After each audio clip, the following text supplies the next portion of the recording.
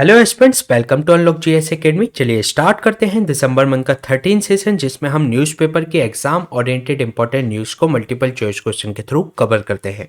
तो चलिए देख लेते हैं आज हम कौन से टॉपिक डिस्कस करने वाले हैं। प्रीवियस 79 टॉपिक हम प्रीवियस 12 सेशन में कवर करा चुके हैं, जिसका लिंक आपको डिस्क्रिप्शन में मिल जाएगा। आज हम चर्चा करेंगे surface water and ocean topography यानी कि शॉर्ट मिशन के बारे में। देन हम जानेंगे ज्योग्राफिकल इंडिकेशन यानी कि जीआई टैग्स के बारे में। साथ ही साथ चर्चा करेंगे इंटरनेशनल क्रिमिनल पुलिस ऑर्गेनाइजेशन, जिसको हम इंटरपोल के नाम से जानते हैं। इसके अलावा अभी G20 का डेलीगेशन कनेरी केव्स की विजिट पे रहा, तो चर्चा करेंगे कनेरी केव्स के बारे में। जानेंगे एसिड अटैक से संबंधित क्या कानून है और एसिड सेल से संबंधित क्या कानून है उसके बारे में। एक report coal 2022 analysis and forecast to the 2025, ये रिपोर्ट किसके द्वारा रिलीज की गई है, चर्चा करेंगे इसके बारे में। तो चलिए स्टार्ट करते हैं आज का इंपॉर्टेंट सेशन। ये क्वेश्चन आपका surface water and ocean topography यानी कि शॉर्ट मिशन से संबंधित है, जिसके रिगार्डिंग आपको 3 स्टेटमेंट दिए गए हैं। फर्स्ट स्टेटमेंट में आपसे कहा गया है कि ये एक कोलैबोरेटिव एफर्ट है NASA and French space agency का, और इसमें जो कंट्रीब्यूशन किया है Canadian and UK space agencies ने। सेकेंड स्टेटमेंट में कहा गया है कि ये एक फर्स्ट सैटेलाइट मिशन है जो कि मेजर करेगा fresh water bodies and oceans के वाटर की हाइट को। थर्ड स्टेटमेंट में आपसे कहा गया है कि ये शॉर्ट है, ये एक तरीके से एंटायर अर्थ को 21 दिन में एक बार कवर करेगा। तो इसके रिगार्डिंग आपको करेक्ट स्टेटमेंट फाइंड आउट करना है। तो चलिए देख लेते हैं इसका आंसर। इसमें जो फर्स्ट स्टेटमेंट में बात की गई है कि ये कोलैबोरेटिव एफर्ट है NASA and French space agencies का, और इसमें कंट्रीब्यूशन किया है Canadian and UK space agencies ने, तो ये करेक्ट स्टेटमेंट है। इसके अलावा जो सेकंड स्टेटमेंट में बात की गई है कि ये फर्स्ट सैटेलाइट मिशन है जो कि मेजर करेगा fresh water bodies and oceans की वाटर की हाइट को, तो ये भी इसके अंतर्गत करेक्ट है। इसके अलावा इसमें जो थर्ड स्टेटमेंट में बात की गई है कि जो शॉर्ट है हर 21 दिन में कम से कम एक बार पूरी पृथ्वी की सतह को कवर करेगा, एंटायर अर्थ सरफेस को ये कवर करेगा, तो ये इसके अंतर्गत रॉन्ग स्टेटमेंट है, क्योंकि ये 78 डिग्री नॉर्थ से 78 डिग्री साउथ तक ये अर्थ को कवर करेगा, और कम से कम हर 21 दिन में ये एक बार उसको कवर करेगा। इसलिए ये स्टेटमेंट इसमें रॉन्ग हो जाएगा, इसलिए इसका जो आंसर होगा A1 एंड 2 ओनली। चलिए जान लेते हैं अभी चर्चा में क्यों है। अभी नासा ने लॉन्च किया है इंटरनेशनल मिशन अर्थ के वाटर की सरफेस के सर्वे के लिए। अगर हम बात करें इंटरनेशनल जो सरफेस वाटर एंड ओशन जो टोपोग्राफी शॉर्ट मिशन है, ये आपका कोलैबोरेटिव एफर्ट है NASA and French space agencies का, और साथ ही साथ इसमें कंट्रीब्यूशन किया है Canadian and UK space agencies ने, और ये एक फर्स्ट सैटेलाइट है इस तरीके की। इससे पहले ऐसी कोई सैटेलाइट नहीं भेजी गई। ये फर्स्ट सैटेलाइट मिशन है जो कि मेजर करेगा जो कि आपके ओशन और जो फ्रेश वाटर जो बॉडीज है उनके वाटर की हाइट्स को। साथ ही साथ जो हमारे अर्थ का जो सरफेस का जो वाटर है वो 90% जो ओशन कवर करता है, तो वह भी इसके अंतर्गत कवर किया जाएगा। साथ ही साथ जो शॉर्ट है ये कवर करेगा entire earth surface between the 78 degree of south and 78 degree of north latitude at least once in a 21 days, यानी कि हर 21 दिन में वे कम से कम एक बार उसको कवर करेगा। साथ ही साथ ये यूज कर रहा है काब एंड राडार इंटरफेरोमीटर को, जिसको कारिन के नाम से जाना जाता है। साथ ही साथ ये बाउंस जो रडार होंगी, जो रडार की जो पल्सेस होंगी वाटर सरफेस से जो टकरा कर वापस आएंगी, तो उसके रिटर्न के लिए उसको सिग्नल को कैच करने के लिए इसके अंतर्गत 2 एंटीना स्पेसक्राफ्ट के अंतर्गत लगाए गए हैं। इसके अलावा अगर हम बात करें इसका सिग्निफिकेंस क्या है शॉर्ट मिशन का, तो ये आपको पूरी तरीके से ओशन और जो एब्जॉर्ब कर रहा है एटमॉस्फेरिक हीट को, कार्बन डाइऑक्साइड को इन द प्रोसेस, तो ये उसको एक तरीके से उसके बारे में आपको जानकारी देगा।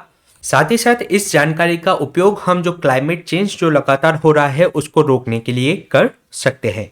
साथ ही साथ ये आपकी जो अंडरस्टैंडिंग है जो किस तरीके से टिपिंग पॉइंट चेंज हो रहा है उसके बारे में भी अंडरस्टैंडिंग देगा, जो कि टिपिंग पॉइंट एक ऐसा पॉइंट होता है जिसके अंतर्गत ओशन जो हीट होती है उसको रिलीज करना स्टार्ट कर देता है इन स्पाइट ऑफ एब्जॉर्बिंग, मतलब एब्जॉर्ब करने की अपेक्षा वह स्टार्ट कर देता है रिलीज करना।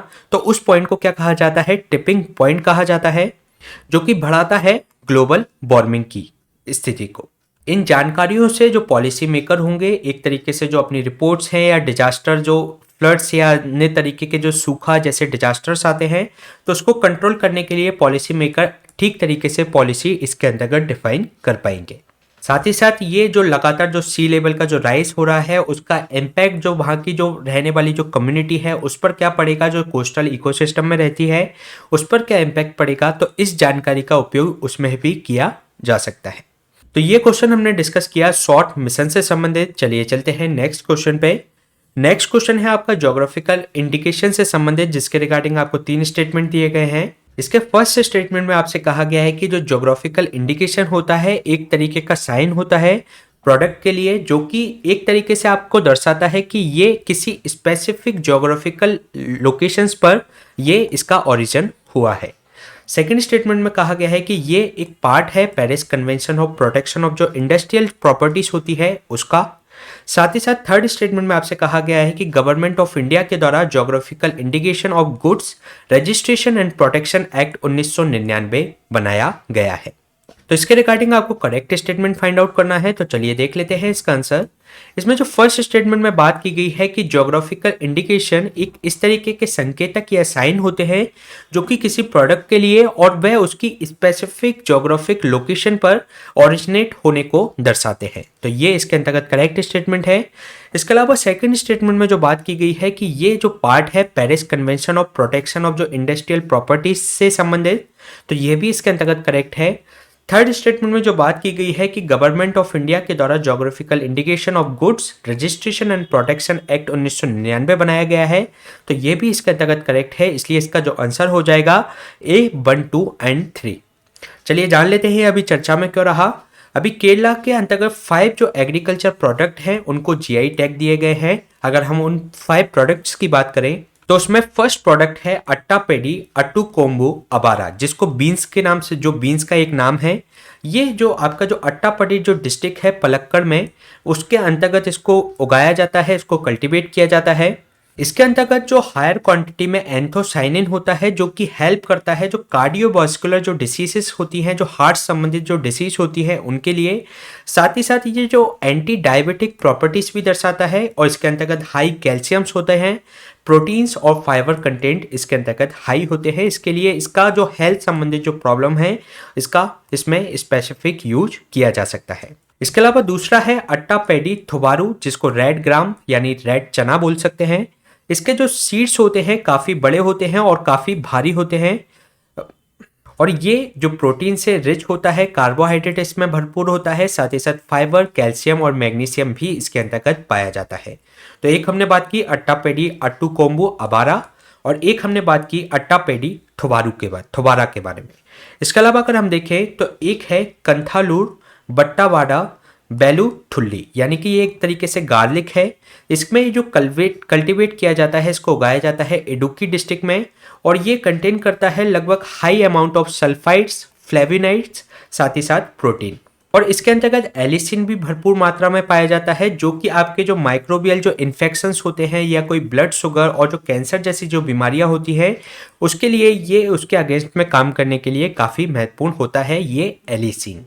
इसके अलावा फोर्थ है कोडुन गल्लूर पोट्टू बिलारी, जिसको स्नैप मेलन है ये एक तरीके का, और ये जो कल्टीवेट किया जाता है कोडुन गुलूर में और इसका ये जो पार्ट है एर्नाकुलम का, जो कोडुन गुलर है पार्ट है एर्नाकुलम का और जो हार्वेस्ट किया जाता है ये गर्मियों के दिनों में और इसमें हाई अमाउंट ऑफ जो vitamin C, calcium, magnesium, fibre and fat content काफ़ी मात्रा में पाए जाते हैं।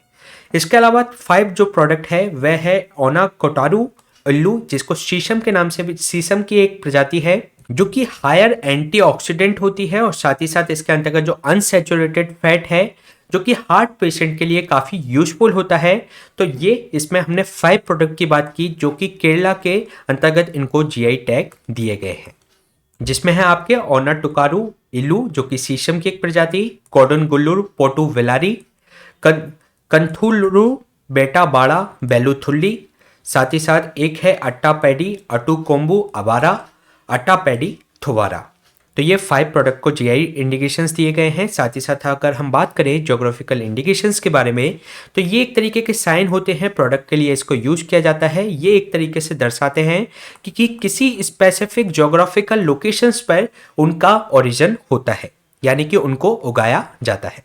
इसके अलावा ये जो प्रोडक्ट होते हैं उसकी ज्योग्राफिकल लोकेशंस के आधार पर, उसकी ओरिजिन के आधार पर, उसकी क्वालिटीज़ के आधार पर ये पहचाने जाते हैं और ये जनरली रजिस्टर्ड होते हैं प्रोडक्ट जिस रूरल एरिया में या जो मार्जिनल कम्युनिटी या इंडिजिनस जो कम्युनिटी के द्वारा इनको उगाया जा रहा है, तो उनको एक तरीके से उनको उसकी पहचान मिल जाती है।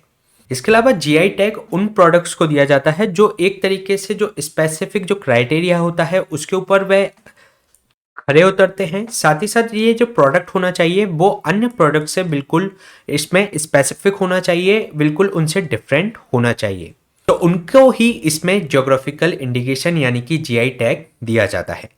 अगर हम बात करें ज्योग्राफिकल जो इंडिकेशन है ये कई सारे प्रोडक्ट्स के लिए दिए जाते हैं। जैसे कि हम 5 प्रोडक्ट्स की बात करें तो हैंडीक्राफ्ट्स के लिए भी दिए जा सकते हैं। जैसे कि हम बिहार की मधुबनी पेंटिंग की बात करें, मैसूरू के जो सिल्क की बात करें, तो ये एक तरीके से हैंडीक्राफ्ट के अंतर्गत भी दिए जाते हैं। फूड आइटम्स के लिए दिए जाते हैं जैसे Tirupati laddu, rasgulla. Wine and drinks जो कि आपके जो कॉग्नेक और जो आपका स्कॉच है, बिस्की है, ये सबको, जो टकीला है मैक्सिको का, तो इस तरीके से उनको भी इस तरीके से ज्योग्राफिकल इंडिकेशंस। साथ ही साथ इंडस्ट्रियल प्रोडक्ट्स को, एग्रीकल्चर प्रोडक्ट्स जिसमें हमने बासमती राइस और जो अभी हमने 5 प्रोडक्ट बात करी तो वह भी एक तरीके के एग्रीकल्चर प्रोडक्ट्स ही हैं। साथ ही साथ अगर हम बात करें ज्योग्राफिकल इंडिकेशन से संबंधित लॉस एंड ट्रीटीज के बारे में, तो ये इसके संबंध में कई सारे लॉस और ट्रीटीज बनाए गए हैं वर्ल्ड इंटेलेक्चुअल प्रॉपर्टी ऑर्गेनाइजेशन के अंतर्गत, जो कि पार्ट है वर्ल्ड ट्रेड ऑर्गेनाइजेशन का, जो कि प्रोटेक्शन प्रोवाइड कराता है ज्योग्राफिकल इंडिकेशंस को, जीआई टैग्स को। इसके अलावा 3 मेन ट्रीटीज इसके अंतर्गत है जिसको आपको ध्यान रखना है बीपो के अंतर्गत, जिसमें आपका पेरिस कन्वेंशन है, सेकंड है मैड्रिड एग्रीमेंट और थर्ड है आपका लिस्बन एग्रीमेंट। तो इन्हें ध्यान रखिएगा, जो पेरिस कन्वेंशन है वह आपके जीआई टैग से संबंधित है। इसके अलावा अगर हम बात करें डब्ल्यूटीओ के अंतर्गत, तो इसमें जो मेन एग्रीमेंट है डब्ल्यूटीओ के अंतर्गत जो प्रोटेक्शन के लिए काम करता है ज्योग्राफिकल इंडिकेशंस के, तो इसमें एक trade related aspects of intellectual property rights जिसको हम ट्रिप्स एग्रीमेंट के नाम से जानते हैं, ये एक तरीके से इससे संबंध में ही भारत ने भी लॉ पारित किया है जिसमें गवर्नमेंट ऑफ इंडिया इनेक्टेड किया है geographical indications of goods registration and protection act 1999, जो कि फोर्स में आया सितंबर 2003 से। तो ये एक्ट है आपका 1999 से और फोर्स में आ रहा है 2003 से। इसके अलावा जीआई टैक्स कौन इशू करता है इंडिया के अंतर्गत, तो इसके बारे में अगर हम देखें तो जीआई जो टैक्स है इशू किए जाते हैं जो इस प्रोटेक्शन एक्ट के अंतर्गत, और ये इशू किए जाते हैं under the department of industrial promotion and internal trade जिसको हम डीआईपीपी के नाम से जानते हैं, और ये किसके अंतर्गत आता है, मिनिस्ट्री ऑफ कॉमर्स के अंतर्गत ये आता है। तो इसमें आपको ये बात ध्यान रखनी है, ये किसके द्वारा इशू किए जाते हैं, डीआईपीपी के द्वारा, जो कि ministry of commerce and industries के अंतर्गत आता है। तो ये क्वेश्चन हमने डिस्कस किया जीआई टैग से संबंधित। चलिए चलते हैं नेक्स्ट क्वेश्चन पे। नेक्स्ट क्वेश्चन है आपका इंटरनेशनल क्रिमिनल पुलिस ऑर्गेनाइजेशन यानी कि इंटरपोल से संबंधित, जिसके रिगार्डिंग आपको 2 स्टेटमेंट दिए गए हैं। फर्स्ट स्टेटमेंट में आपसे कहा गया है कि ये एक super national law enforcement agency है, बट इसके जो एजेंट हैं उनके पास अरेस्टिंग पावर नहीं होती। सेकेंड स्टेटमेंट में कहा गया है कि जो इंटरपोल, ये एक 4 टाइप के इसमें कलर कोडेड नोटिसेस होते हैं और इसमें जो रेड है वह इसमें हाईएस्ट प्रायोरिटी उसको दी जाती है। तो इसके रिगार्डिंग आपको करेक्ट स्टेटमेंट फाइंड आउट करना है, तो चलिए देख लेते हैं इसका आंसर। इसमें जो फर्स्ट स्टेटमेंट में बात की गई है कि ये एक super national law enforcement agency है, लेकिन इसके जो एजेंट्स होते हैं उनके पास अरेस्टिंग पावर होती है, तो ये इसके अंतर्गत रॉन्ग स्टेटमेंट हो जाएगा। इसके अलावा इसमें जो सेकंड स्टेटमेंट में बात की गई है कि जो इंटरपोल है 4 टाइप के कलर कोडेड नोटिसेस जारी कर सकता है, जिसमें से रेड को हाईएस्ट प्रायोरिटी दी जाती है, तो ये 4 टाइप्स के नहीं बल्कि 8 टाइप्स के इसमें कलर कोडेड नोटिस होते हैं, तो ये भी इसके अंतर्गत रॉन्ग स्टेटमेंट हो जाएगा। इसलिए इसका जो आंसर होगा डी, नाइदर 1 नोर 2। अगर हम बात करें ये अभी चर्चा में क्यों रहा, तो प्राइम मिनिस्टर ने एड्रेस किया अभी 19 जो इंटरपोल जनरल असेंबली अभी चल रही है उसको। अगर हम बात करें इंटरपोल के बारे में, तो इसको सेटअप किया गया था 1923 के अंतर्गत एक as a secure information sharing platform के रूप में, जो कि आपकी जो क्रिमिनल इन्वेस्टिगेशन है पुलिस फोर्स के अंतर्गत जो क्रिमिनल इन्वेस्टिगेशन चल रही है थ्रू आउट द ग्लोब, तो उनसे संबंधित डेटा को, उनकी इंफॉर्मेशन को वेरियस पुलिस फोर्सेस के बीच में साझा करने के लिए। अगर हम बात करें इसका जो हेडक्वार्टर है, ये ध्यान रखिएगा, ये लियोन फ्रांस में स्थित है। इसके अलावा ये जो पूरे ग्लोब के अंतर्गत जो क्रिमिनल से संबंधित जो मूवमेंट है उसकी जो पुलिस रडार के अंतर्गत है तो उन पर ये नज़र रखता है। साथ ही साथ इसका जो उद्देश्य है कि ये एक तरीके से बाइडेस्ट पॉसिबल जो म्यूचुअल असिस्टेंस है बिटवीन द जो कई सारे देशों की जो क्रिमिनल पुलिस फोर्सेस हैं उनके बीच में एक तरीके से सहभागिता निर्धारित कर सके, यानी कि वे जो पुलिस फोर्स हैं एक दूसरे की सहायता कर सकें। इसके अलावा अगर हम बात करें तो ये किस तरीके से ऑर्गेनाइज होती है, तो अगर हम इसकी बात करें तो इसका जो हेड होते हैं इंटरपोल के, इसके जो प्रेसिडेंट होते हैं वे इलेक्टेड किए जाते हैं जनरल असेंबली के द्वारा, और ये एक one of the member nation से एक तरीके से ये प्रेसिडेंट आते हैं, और ये अपने ऑफिस का इनके टेन्योर कितना रहता है 4 इयर्स का। इसके अलावा इसकी जो डे टू डे एक्टिविटीज होती हैं वह देखी जाती हैं फुल टाइम सेक्रेटरी जनरल के द्वारा, जो कि इलेक्टेड किया जाता है जनरल असेंबली के द्वारा, और ये अपना जो ऑफिस रखता है वो टेन्योर इसका जो रहता है वह 5 ईयर का होता है। जो जनरल असेंबली होती है ये एक तरीके से जो आपकी जो सेक्रेटरीट है वह उसके द्वारा देखा जाता है, जो कि एक तरीके से स्पेशलाइज्ड डायरेक्टेड होता है आपके cyber crime, terrorism, drug trafficking या फाइनेंशियल क्राइम या एनवायरमेंटल क्राइम, ह्यूमन ट्रैफिकिंग या अदर जो भी तरीके के क्राइम हैं उनके लिए। इसके अलावा हर मेंबर कंट्री से कोई भी एक व्यक्ति इसके अंतर्गत शामिल होता है, और इसकी जो ऑल कॉन्टेक्ट जो इसकी जो पॉइंट होते हैं नेशंस के अंतर्गत, तो जो लैंड के अंतर्गत जो देश के अंतर्गत सबसे बड़ी जो हाईएस्ट इन्वेस्टिगेटिव जो एजेंसी होती है वह इसके अंतर्गत पॉइंट ऑफ कांटेक्ट होती है इंटरपोल के साथ। जैसे कि अगर हम अपने देश की बात करें तो सीबीआई इसके पॉइंट ऑफ कांटेक्ट में शामिल है। इसके अलावा अगर हम बात करें तो इसके जो नोटिस इसके अंतर्गत रिलीज किए जाते हैं तो इसमें 8 तरीके के नोटिस होते हैं। अगर हम उनके बारे में बात करें तो जो हाईएस्ट प्रायोरिटी जिसको दी जाती है वह रेड नोटिस होता है, जो कि आपके जो वांटेड पर्सन है उसके खिलाफ इसको जारी किया जाता है। इसके अलावा किसी भी तरीके की वार्निंग्स देनी है या कोई इंटेलिजेंस को साझा करना है तो उसके लिए ग्रीन नोटिस जारी किए जाते हैं। साथ ही साथ येलो नोटिस उनके लिए किया जाता है कि अगर कोई पर्सन मिसिंग है तो उसके लिए येलो नोटिस जारी किए जाते हैं। साथ ही साथ आपको कोई इमिनेंट थ्रेट है, कोई भी खतरा है तो उसके लिए ऑरेंज नोटिस। ब्लू नोटिस दिया जाता है कि आपको कोई एडिशनल इन्फॉर्मेशन देनी है तो उसके लिए ब्लू नोटिस। और पर्पल नोटिस ये रहता है कि आपको मोडस ऑपरेंडी यानी कि आपकी जो कार्य प्रणाली है उसको साझा करना है तो उसके लिए आपको पर्पल नोटिस जारी किया जाता है। साथ ही साथ जो ब्लैक नोटिस है इसको आप ब्लैक से समझ सकते हैं, कोई अगर अनआइडेंटिफाइड पर्सन है या अनआइडेंटिफाइड बॉडीज मिली है तो उसके लिए ब्लैक नोटिस जारी किया जाता है। इसके अलावा इंटरपोल जो यूएन सिक्योरिटी जो काउंसिल है उसके साथ मिलकर भी एक नोटिस जारी करती है। अगर किसी को यूएनएससी के द्वारा सैंक्शंस लगाए गए हैं या उससे संबंधित अगर किसी को नोटिस जारी करना है तो वह इस नोटिस के अंतर्गत किया जाता है Interpol UN security council special notice. तो इसके अंतर्गत 4 नोटिस नहीं बल्कि 8 नोटिस इसके अंतर्गत आते हैं। तो ये क्वेश्चन हमने डिस्कस किया इंटरपोल के बारे में। चलिए चलते हैं नेक्स्ट क्वेश्चन पे। नेक्स्ट क्वेश्चन है आपका कनेरी केव से संबंधित, जिसके रिगार्डिंग आपको 3 स्टेटमेंट दिए गए हैं। फर्स्ट स्टेटमेंट में आपसे कहा गया है कि जो कनेरी केव्स है ये ग्रुप ऑफ द केव्स है और ये रॉक कट मॉन्यूमेंट से बनी हुई है और ये लोकेटेड है वेस्टर्न जो आउटस्कर्ट्स ऑफ भोपाल में। सेकेंड स्टेटमेंट में आपसे कहा गया है कि जो कनेरी है ये ड्राइव किया गया है कानागिरी से, जो कि एक प्राकृत बर्ड है और ये आपको देखने को मिलेगा नासिक जो शिलालेख है, नासिक जो इंस्क्रिप्शन है सातवाहन रूरल वशिष्ठपुर पुलमावी का। थर्ड स्टेटमेंट में आपसे कहा गया है कि इसका जो अर्लीस्ट जो रेफरेंस देखने को मिलता है कनेरी का वह आपको फायन के इंस्क्रिप्शन में देखने को मिलता है, यानी कि इसका जो पहला संदर्भ हमें देखने को मिला है वह है फायन के अंतर्गत। फायन ने इसका पहला संदर्भ दिया है, तो इसके अंतर्गत आपको करेक्ट स्टेटमेंट फाइंड आउट करना है। तो चलिए देख लेते हैं इसका आंसर। इसमें जो फर्स्ट स्टेटमेंट में बात की गई है कि जो कान्हेरी जो केव्स है ये ग्रुप ऑफ द केव्स है और ये जो रॉक कट जो मॉन्यूमेंट्स हैं जो लोकेटेड है वेस्टर्न आउटस्कर्ट्स, मतलब जो आपके भोपाल के अंतर्गत नहीं है, ये महाराष्ट्र के जो वेस्टर्न जो पश्चिमी बाहरी इलाके हैं उसके अंतर्गत ये आपको देखने को मिलेगा। तो ये आपका भोपाल में नहीं बल्कि महाराष्ट्र में स्थित है, मुंबई में आपको ये देखने को मिल जाएगी।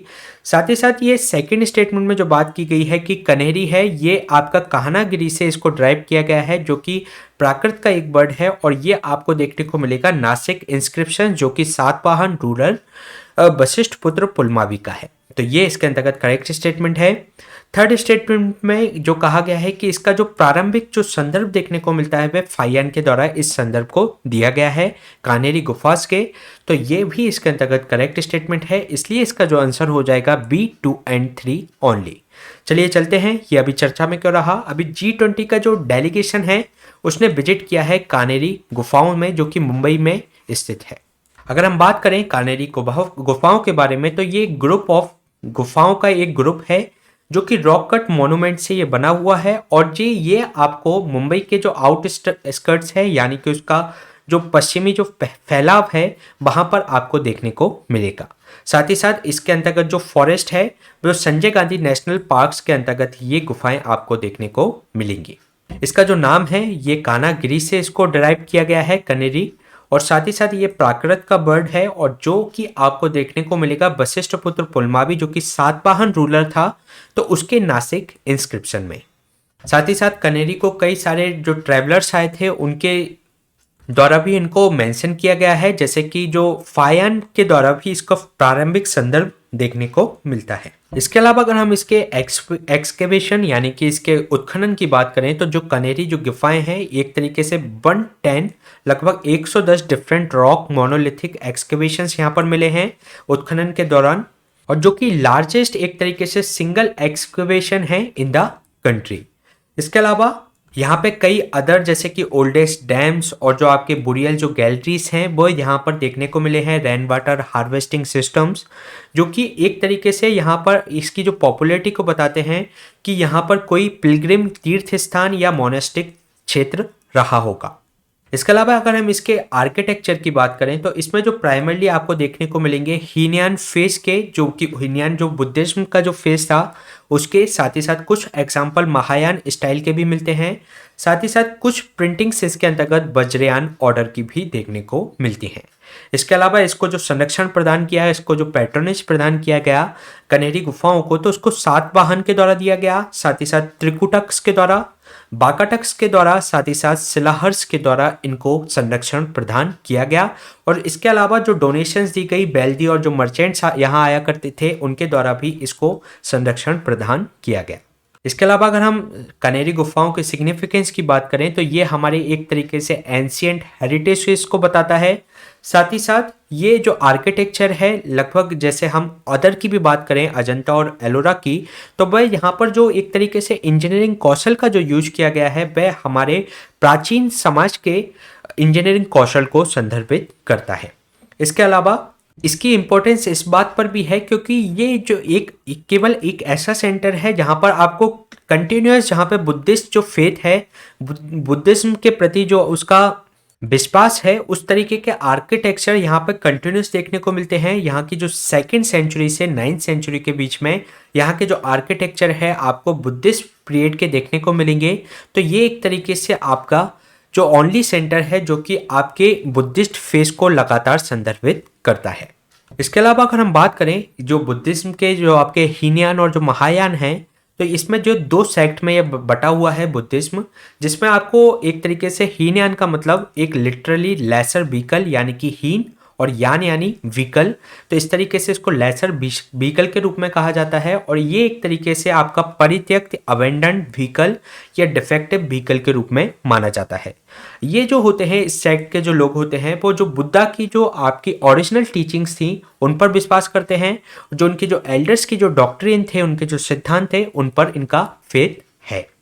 इसके अलावा ये जो मूर्ति पूजा है उसको नहीं मानते, और ये एक आप जो इंडिविजुअल साल्वेशन यानी कि स्वयं के स्तर पर मोक्ष प्राप्त करने की ये एक तरीके से इनका बिलीव है। अगर हम बात करें थेरवादा की, तो थेरवादा हीनयान सेक्ट का ही ये पार्ट है। इसके अलावा अगर हम दूसरे सेक्ट की बात करें तो ये महायान, महायानी बड़ा यान, जिसमें एक तरीके से ये बिलीव करते हैं जो बुद्धिज्म है इनकी जो आइडल वर्शिप है उसको ये बिलीव करते हैं, मूर्ति पूजा को ये मानते हैं। इसके अलावा इसका जो ओरिजिन हुआ वह नॉर्थर्न इंडिया में हुआ और जो कश्मीर में ये देखने को मिला, और फिर ये धीरे धीरे आपके सेंट्रल एशिया, ईस्ट एशिया और सम अदर जो कंट्री हैं साउथ ईस्ट एशिया उसमें भी ये फैल गया। अगर हम बात करें जो महायान एक तरीके से मंत्रास और जो हिंदू धर्म में चलते हैं जो मंत्रा, तो उन तरीके से ये मंत्रास पर बिलीव करते हैं। इसके अलावा ये सेल्फ मेडिटेशन की जगह ये एक तरीके से यूनिवर्सली लिबरेशन पर ये विश्वास करते हैं कि सभी की सफरिंग्स को यूनिवर्सली दूर किया जा सकता है। इसी कारण से इस सेक्ट को कहा जाता है महायान यानी कि ग्रेट व्हीकल। इसके अलावा ये जो एक तरीके से जो बुद्धास और जो बोधिसत्व की प्रेजेंस पर एग्जिस्टेंस पर ये बिलीव करते हैं, और इसमें जो बोधिसत्व जो होते हैं वे एक तरीके से मोक्ष प्राप्त कर सकते हैं, लेकिन ये औरों के कल्याण के लिए ये मोक्ष प्राप्त नहीं कर रहे होते हैं, तो इनको बोधिसत्व कहा जाता है, जो कि हेल्प करते हैं इंडिविजुअल को कि वह उसको मोक्ष प्राप्त करवा सके। तो ये हमने बात की हीनयान और महायान के बारे में। और अगर हम और गुफाओं के बारे में बात करें तो अजंता केव्स भी एक महत्वपूर्ण है। ये जो अजंता केव्स हैं ये लोकेटेड हैं आपकी जो सह्याद्री रेंज, जो कि आपकी वेस्टर्न घाट में पड़ेगी। इसके अलावा ये सीरीज है आपके जो रॉक कट केव्स की, जो कि बागोरा रिवर पर औरंगाबाद डिस्ट्रिक्ट में ये आपको महाराष्ट्र में देखने को मिलेगी। इसके अलावा इसमें टोटल 29 इसके अंतर्गत बुद्धिस्ट केव हैं अजंता की, जिसमें सिर्फ 4 हैं वे आपके चैत्य हैं, जो कि आपके एक तरीके से प्रेयर हॉल हुआ करते थे। इसके अलावा 25 जो हैं वे आपके बिहार से हैं, जिसमें आपकी एक तरीके से रहने की व्यवस्था रहती थी। इसके अलावा जो अजंता की जो केव हैं आपको एक क्रीसेंट शेप में ये देखने को मिलेंगी, जैसे कि आपका कोई हॉर्स शू होता है, जो घोड़े की जो नाल होती है उस शेप में आपको एक बड़े घोड़े की नाल के रूप में ये देखने को मिलेगी। इसके अलावा ये जो इनका जो पीरियड है वह आपको 200 BC से 650 AD तक देखने को मिलेगा। इसके अलावा जो अजंता जो केव्स हैं ये आपके थेरवादा जो कि हीनयान से संबंधित हैं, और जो महायान बुद्धिस्ट ट्रेडिशन है उन दोनों की गुफाएं भी यहाँ पर देखने को मिलती हैं। इसके अलावा जो इसको इंस्क्राइब किया गया है बुद्धिस्ट मोंग, और जो पैट्रोनेज इसको मिला हुआ था वह बाकाटक किंग्स हरीश सेन के द्वारा मिला हुआ। साथ ही साथ ये एक जो सातवाहन और चालुक्य के द्वारा भी इसको सहायता की गई। साथ ही अगर हम बात करें तो चाइनीज बुद्धिस्ट जो ट्रैवलर था फायन, उसने यहाँ पर विजिट किया था चंद्रगुप्त सेकंड, और जो ह्यून और वेनसांग भी जो भेनसांग आपका चंद्रगुप्त सेकंड के समय आया, उसने भी यहाँ पर विजिट किया था। और जो इसका हमें देखने को मिलता है हर्षवर्धन के तो उसके जो ट्रैवल अकाउंट है उसका भी जिक्र यहाँ पर अजंता की गुफाओं के लिए देखने को मिलता है। तो जो फायन था आपका जो चंद्रगुप्त द्वितीय के समय पर आया, तो वो उसके भी ट्रैवल अकाउंट में देखने को मिलता है। साथ ही साथ जो हर्षवर्धन के समय जो वेनसांग आया था उसको भी यहाँ पर उसके ट्रैवल अकाउंट्स में भी अजंता केव्स का जिक्र देखने को मिलता है। अगर हम अजंता केव्स की पेंटिंग्स की बात करें तो ये आपके जो बुद्धिज्म से संबंधित हैं, जो बुद्ध की जो उनकी जीवन की जो जातक कथा है उसके को ये संदर्भित करती है। और इसकी जो फिगर है अजंता केव्स की, ये आपकी फ्रेस्को पेंटिंग के आधार पर बनाई गई है, जिसके अंतर्गत गीले प्लास्टर पर ही पेंटिंग का निर्माण करके उसको सूखने के लिए छोड़ दिया जाता था। तो आपको एक तरीके से दीवारों पर ही ये पेंटिंग देखने को मिलेगी, और इस पद्धति को क्या कहा जाता है फ्रेस्को पेंटिंग्स। इसके अलावा इसकी जो आउटलाइन हुआ करती थी वह रेड कलर से बनाई जाती थी, और इसके अंतर्गत ब्लू कलर का इस पेंटिंग के अंतर्गत कोई यूज नहीं किया गया है। तो इसमें ध्यान रखिएगा, इसकी जो आउटलाइन बनाई गई है वह रेड कलर से बनाई गई है, और ब्लू कलर का इसके अंतर्गत कोई यूज नहीं किया गया है, और फ्रेस्को पेंटिंग पद्धति से ये तैयार की गई है। इसके अलावा अगर हम बात करें एलोरा केव्स की, तो जो ये लगभग 100 किलोमीटर्स जो अजंता केव्स हैं उससे ये दूर देखने को मिलेगी, और ये सह्याद्री रेंज महाराष्ट्र में ही ये स्थित है। इसके अंतर्गत इसमें जो टेम्पल्स और जो मोनास्ट्री हैं ये लगभग आपके 2 किलोमीटर के एरिया में फैले हुए हैं, और यहाँ पर आपको जो wall of highest basalt Cliff भी यहाँ पर देखने को मिलेगी। साइड बाई साइड यहाँ पर कई सारे आपको इनको टेम्पल्स और मोनास्ट्री के पास में ये देखने को मिलेंगे। इसके अलावा इसका जो आपका जो वर्टिकल फेस है वह चंद्रनाद्री जो हिल्स है उस पर देखने को मिलेगा। जो एलोरा केव्स हैं ये one of the largest rock cut हैं हिंदू टेम्पल्स केव की, और ये एक तरीके से आपको पूरे वर्ल्ड में ये काफ़ी फेमस है। ये जो ग्रुप है 100 केव्स के, जिसमें से अभी 34 गुफाएं हैं जो कि पब्लिक के लिए देखने के लिए खुली गई हैं। इसमें से 17 जो केव हैं वह आपकी जो 34 की अगर हम बात करें उसमें से जो 17 हैं वह आपके हिंदुइज्म से संबंधित हैं, 12 जो केव हैं वह आपकी बुद्धिस्ट से संबंधित हैं, और जो 5 जो केव हैं वह आपकी जैन फेथ से संबंधित हैं। इसके अलावा इसमें जो एलोरा जो गुफाएं हैं ये आपकी 5th सेंचुरी से 11th सेंचुरी AD के बीच में देखने को मिलती हैं। यहाँ पे जो वेरियस गिल्ड्स देखने को मिले हैं विदर्भ, कर्नाटक और तमिलनाडु के, तो उससे इसकी आपको पता चलता है कि इसका जो पीरियड क्या है, तो ये 5th सेंचुरी से 11th सेंचुरी के बीच में देखने को मिलती है। जबकि हमने जो अजंता गुफाओं की बात की थी तो वो आपको 200 BC से 5th AD तक देखने को मिलती है, जबकि ये 5th AD से आपको 11th AD के बीच में देखने को मिलती है। इसके अलावा जो अजंता की जो गुफाएं थी वह केवल बुद्धिज्म से संबंधित थी, लेकिन ये आपको हिंदू टेम्पल भी देखने को मिलेंगे, बुद्धिस्ट के टेम्पल भी देखने को मिलेंगे, साथ ही साथ हिंदू के फेथ से संबंधित भी यहाँ पर टेम्पल आपको देखने को मिलेंगे। साथ ही साथ ये जो एलोरा जुग की जो गुफाएं हैं ये कंपेयर की जाती है अजंता गुफाओं से। अगर क्रोनोलॉजी की बात करें तो 550 AD से 600 AD के बीच में हिंदू फेज, 600 AD से 750 AD में बुद्धिस्ट फेज और 750 से आपके 950 AD के बीच में हिंदू और जैन फेज दोनों देखने को इसके अंतर्गत मिलते हैं। इसके अलावा इसमें अगर हम बात करें तो जो एलोरा केव जो टेम्पल हैं ये कैलाश टेम्पल यहाँ पर आपको देखने को मिलेगा, और यहाँ पर जो कैलाशनाथ जो गुफा नंबर है वह 16 के अंतर्गत आपको देखने को मिलेगा। और ये एक लार्जेस्ट एक ही मोनास्क पत्थर से बना हुआ है, मतलब एकास्मक पत्थर से ये बना हुआ है, मोनोलिथिक है। और ये आपका इस जो कैलाशनाथ जो टेम्पल है ये आपकी कैलाश रेंज के नाम पर इसको दिया गया है, जो कि हिमालय के अंतर्गत है और जो कि स्थान माना जाता है हिंदू गॉड शिवा का रहने का। इसके अलावा इसको जो संरक्षण दिया गया, इसको जो पैट्रोनेज दिया गया वह राष्ट्रकूटों द्वारा, कलचुरी, चालुक्य एंड यादव्स के द्वारा दिया गया। जो राष्ट्रकूट जो डायनेस्टी थी और जो कलचुरी ने इसने जो हिंदू टेम्पल हैं वह इसके अंतर्गत बनवाए थे। साथ ही साथ जो एलोरा के अंतर्गत जो बुद्धिस्ट केव हैं वे यादव डायनेस्टी के द्वारा ये जैन केव्स इसके अंतर्गत बनवाई गई।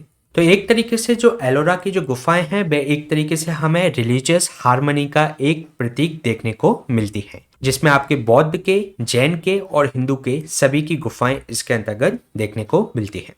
तो ये क्वेश्चन हमने डिस्कस किया कन्हेरी गुफाओं से संबंधित। चलिए चलते हैं नेक्स्ट क्वेश्चन पे।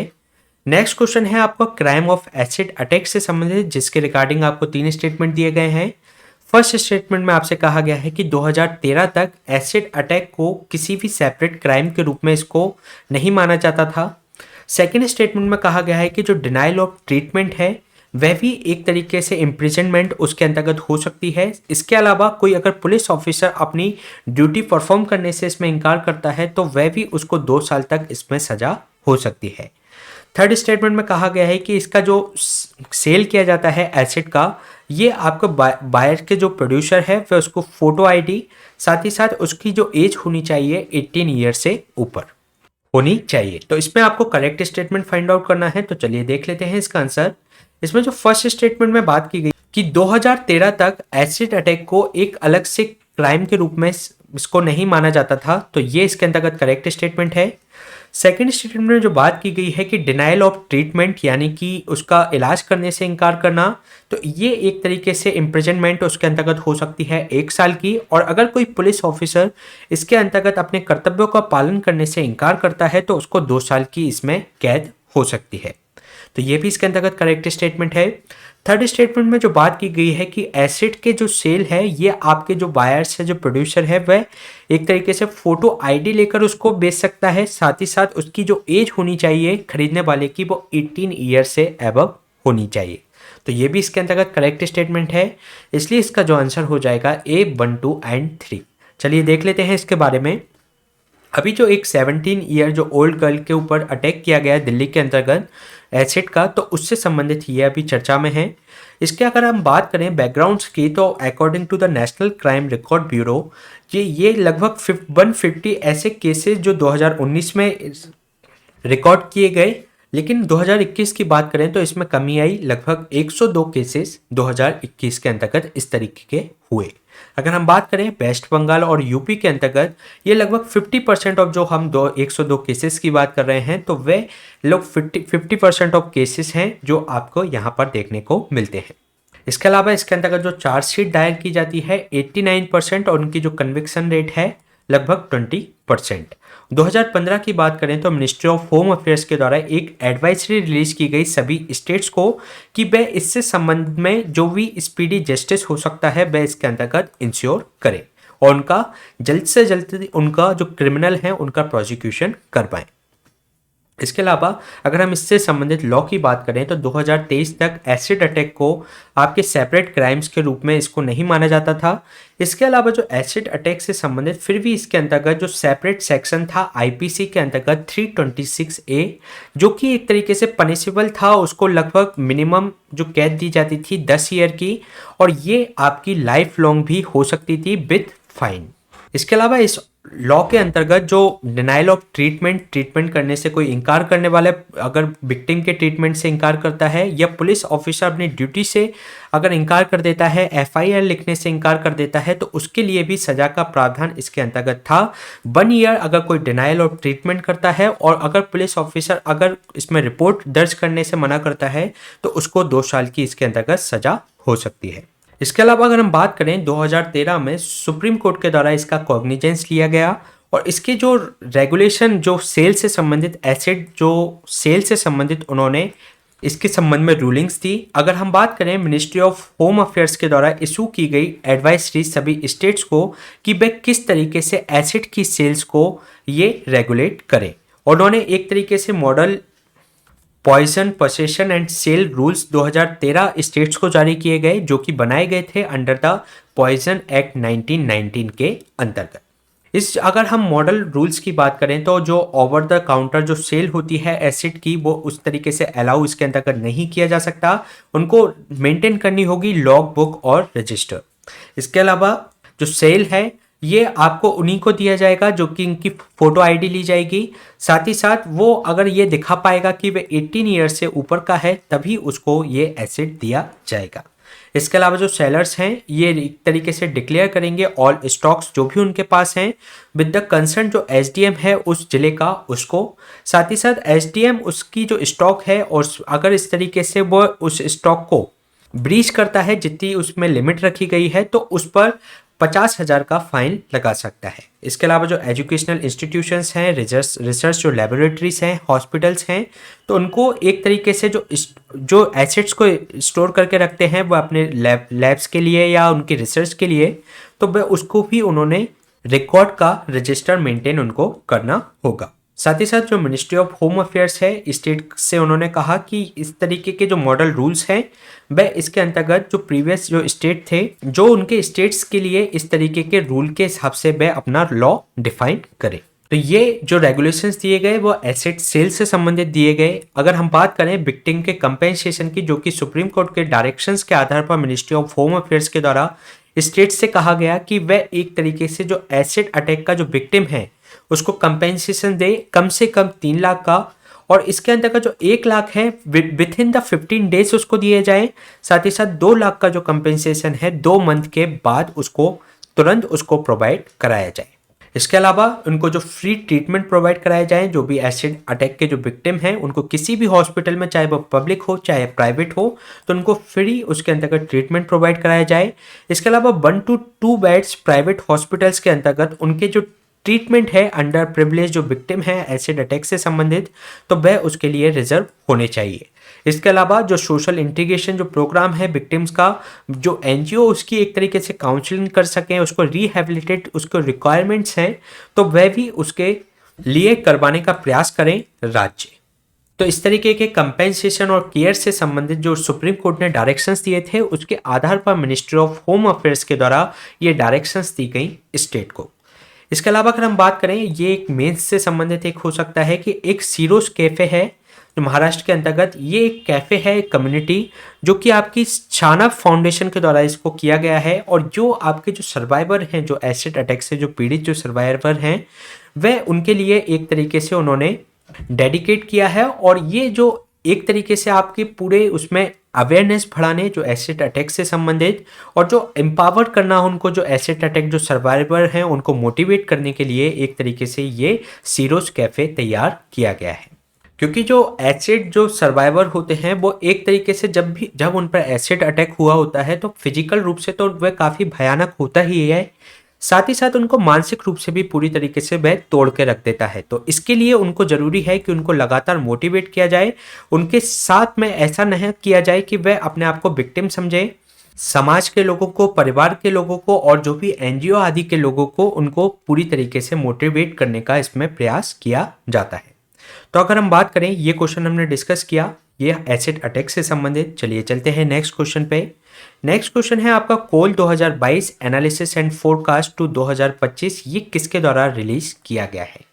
इसमें 4 ऑप्शन आपके सामने दिए गए हैं, जिसमें World Bank, International Energy Agency, the Organisation of Economic Cooperation and Development, जो कि ओईसीडी के नाम से हम जानते हैं, या ये यूनाइटेड नेशन एनवायरनमेंट प्रोग्राम के द्वारा इसको रिलीज किया गया है। तो चलिए देख लेते हैं इसका आंसर। इसको जो रिलीज किया गया है इंटरनेशनल एनर्जी एजेंसी के द्वारा, यानी कि आईईए के द्वारा। अगर हम बात करें इसके बारे में, तो ये जो रिलीज की गई है एनुअल रिपोर्ट है, आईईए के द्वारा इसको रिलीज किया गया है।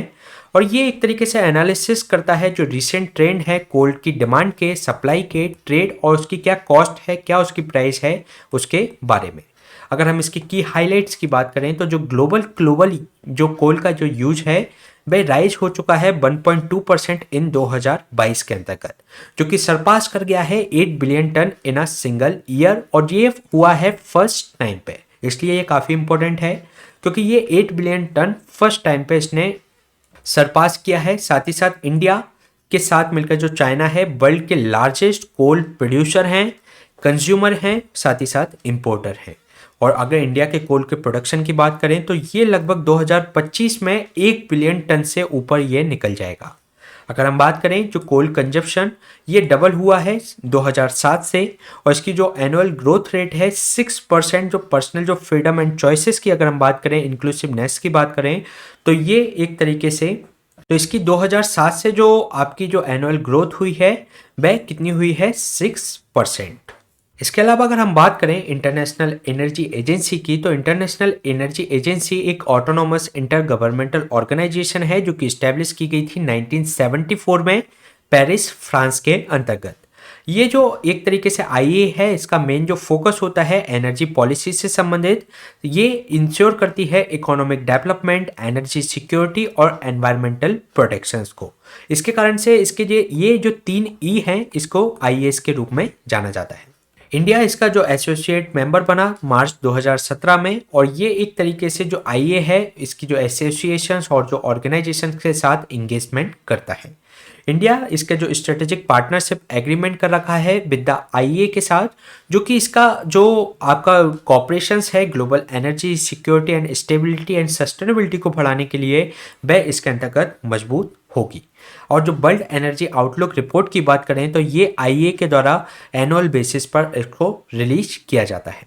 इसके अलावा आईईए का जो क्लीन कोल सेंटर है एक तरीके से डेडिकेटेड है कि वह इंडिपेंडेंटली इंफॉर्मेशन प्रोवाइड कराए, उससे संबंधित एनालिसिस प्रोवाइड कराए कि किस तरीके से कोल है वह एक तरीके से उसको कन्वर्ट किया जाए क्लीनर सोर्स ऑफ एनर्जी में, और उसको कंपैटिबल बनाया जाए यूएन सस्टेनेबल डेवलपमेंट गोल्स के साथ में। अगर हम बात करें इसके कंपोजिशन की, तो इसमें 30 मेंबर इसके अंतर्गत शामिल हैं एट प्रेजेंट। और आईईए जो है इसके अंतर्गत जो 8 एसोसिएटेड मेंबर भी इसके अंतर्गत शामिल है, जिसमें से भारत भी एक मेंबर है। इसमें जो कैंडिडेट जो कंट्री है वह मेंबर कंट्री होनी चाहिए ओईसीडी की, लेकिन इसमें से सारे जो ओईसीडी मेंबर हैं वह आईईए के मेंबर नहीं है। ये बात ध्यान रखिएगा, अगर आपको आईईए का मेंबर बनना है तो ओईसीडी का मेंबर होना अनिवार्य है, लेकिन सारे ओईसीडी के मेंबर आईईए के मेंबर नहीं है, क्योंकि इसमें कुछ क्राइटेरिया हैं कि जो वही कंट्री इसके अंतर्गत आईईए के मेंबर बन सकती हैं जिसके अंतर्गत जो क्रूड ऑयल का जो रिजर्व है वह 19 डेज का उनके पास होना चाहिए, जिससे कि अगर ग्लोबल सप्लाई अगर बाधित होती है तो 90 डेज तक वह सर्वाइव कर सके उस रिजर्व के थ्रू। इसके अलावा जो डिमांड है ये रिस्ट्रिक्ट किए जाने चाहिए जो ऑयल कंजप्शंस की लगभग 10% तक। इस तरीके का प्रोग्राम चलाया जाना चाहिए कंट्री के अंतर्गत। साथ ही साथ जो लेजिस्लेशन है ऑर्गेनाइजेशन जिसके अंतर्गत कोऑर्डिनेटेड इमरजेंसी जो रिस्पॉन्स मेजर्स हैं नेशनल बेसिस पे इसके अंतर्गत अपनाए जाने चाहिए। इसके अलावा जो लेजिस्लेशन है और जो मेजर्स हैं जो कि इंश्योर करती है कि ऑयल कंपनी जो भी हैं उसकी जुरिसडिक्शंस के अंतर्गत, उस कंट्री की जुरिसडिक्शंस के अंतर्गत, तो वह इसको जो एक लेजिस्लेशन और मेजर्स के द्वारा उनको इंफॉर्मेशन प्रोवाइड कराए। साथ ही साथ इसके अंतर्गत जो मेजर्स हैं वे इंश्योर करते हैं कैपेबिलिटी ऑफ जो कॉन्ट्रीब्यूटिंग जो इसकी जो शेयर हैं आईईए के अंतर्गत कलेक्टिव एक्शंस के साथ में। इसके अंतर्गत जो मेंबर कंट्रीज हैं तो वह उनको कलेक्टिवली रूप से उनको किस तरीके से वह उन मेजर्स को प्राप्त कर सकती है तो वह उसके लिए इसके अंतर्गत प्रयास किया जाता है। इसके अलावा इससे संबंधित अगर हम रिपोर्ट की बात करें तो आईईए के द्वारा ये 5 रिपोर्ट्स रिलीज की जाती हैं, जो एक फर्स्ट है global energy and CO2 status report, second है world energy outlook, world energy statistics, world energy balances and energy technology perspectives. तो ये ध्यान रखिएगा, ये प्रीलिम पॉइंट ऑफ व्यू से काफ़ी इंपॉर्टेंट है। तो ये क्वेश्चन हमने डिस्कस किया कोल की रिपोर्ट से संबंधित। इसी तरीके के सेशन हम आपके बीच में लाते रहेंगे। Please stay tuned and subscribe the unlock GS academy. Thank you.